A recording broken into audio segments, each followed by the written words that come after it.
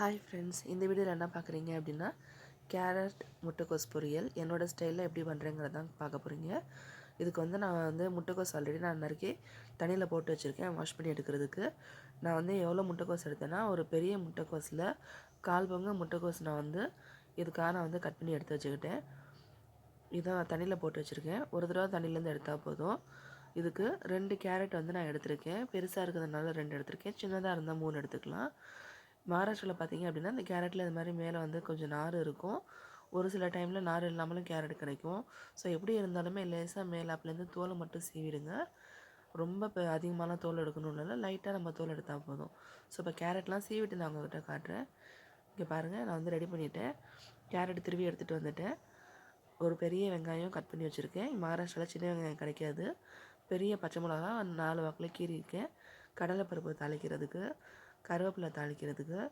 என்கிட்ட ஃப்ரெஷ்ஷான தேங்காய் இல்லை, கொப்பரை தேங்காய் தான் இருந்தது. ஸோ அதை எடுத்து வாஷ் பண்ணி எனக்கு வேணுங்கிற அளவுக்கு நான் பீஸ் எடுத்து வச்சுருக்கேன். வாங்க இப்போ தாளிக்கலாம். கடாயை காய வச்சுட்டேன் ஃப்ரெண்ட்ஸ்.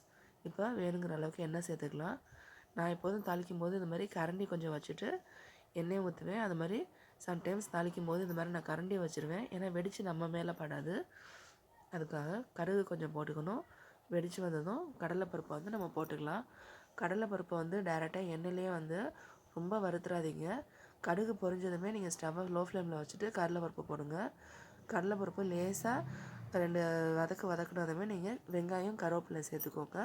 பச்சை மிளகா எல்லாமே நமக்கு எண்ணெயில் ஃப்ரை ஆகணும்னு கிடையாது. பச்சை மிளகாவை நீங்கள் டைரெக்டாக எண்ணெயில் ஃப்ரை பண்ணிங்கன்னா நீங்கள் வெங்காயம் வதக்கி முடிக்கிறதுக்குள்ளே அது ஒரு மாதிரி ரெட்டிஷ் ஆகிடும். ஸோ அதனால் டக்கு டக்குன்னு நீங்கள் போட்டுருங்க. கடலைப்பருப்பை போட்டு 2 வதக்குனதுமே பச்சை மிளகாய், வெங்காயம், கருவேப்பிலை எல்லாத்தையும் போட்டு அதுக்கப்புறம் கேஸை ஃபுல்லாக வச்சு நீங்கள் வதக்கிக்கோங்க.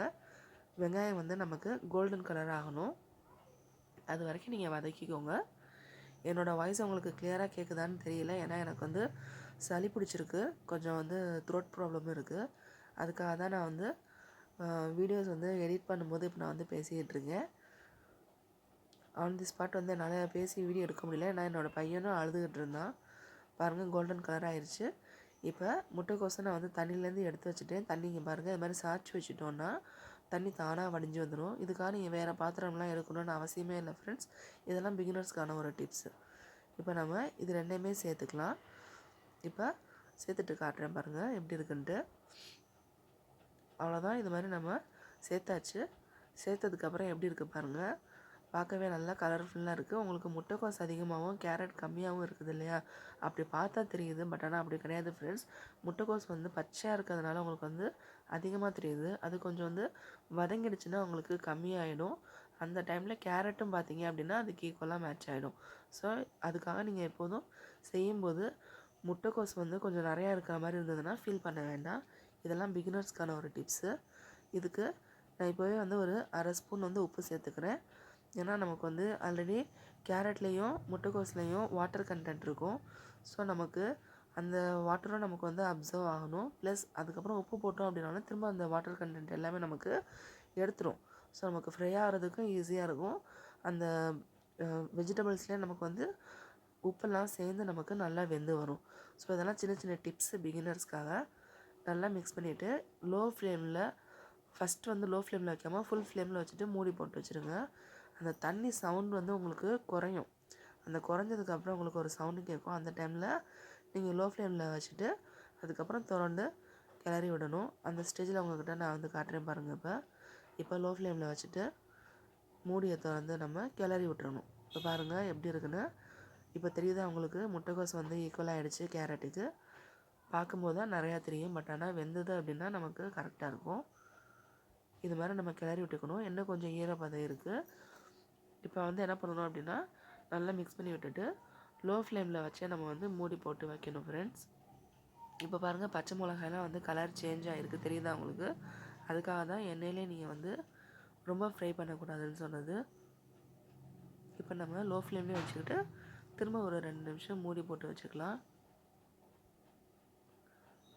திரும்ப ஒரு 2 நிமிஷம் ஆனதுக்கப்புறம் மூடியை திறந்துட்டு கிளறி விட்டுக்கலாம். ஸோ இது மாதிரி ஒரு 2-3 தடவை நம்ம கிளறி விட்டுட்டோம் அப்படின்னா நமக்கு டோட்டலாக அதில் இருக்க தண்ணி எல்லாமே அப்சர்வ் ஆகி நமக்கு அந்த காயும் நல்லா வெந்திருக்கும். ப்ளஸ் நமக்கு டேஸ்ட்டும் ரொம்ப நல்லாயிருக்கும். அந்த நறுன்னு இல்லாமல் நல்லா சாஃப்டாக இருக்கும்.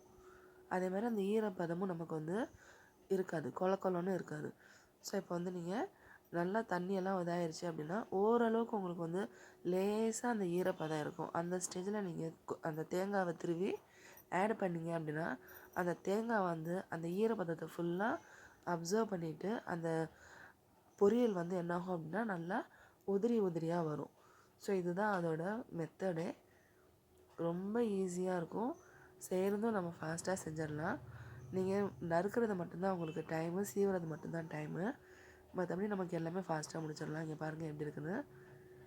தேங்காய் துருவல் வந்து கொப்பரை தேங்காய் எப்படி இருக்குது பாருங்கள், பார்க்க நல்லாயிருக்கும் ஃப்ரெண்ட்ஸ். ஃப்ரெஷ்ஷான தேங்காய் இல்லைனாலும் நீங்கள் கொப்பரை தேங்காய் சேர்த்துக்கலாம், ரொம்ப டேஸ்ட்டாக இருக்கும்.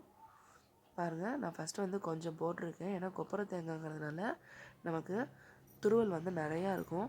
அதனால் ஃபஸ்ட்டு பார்த்துட்டு மிக்ஸ் பண்ணிவிட்டு அதுக்கப்புறம் சேர்க்கணும். அதுக்கப்புறம் எக்ஸ்ட்ரா தேவைப்பட்டது நான் எல்லாமே போட்டுட்டேன்.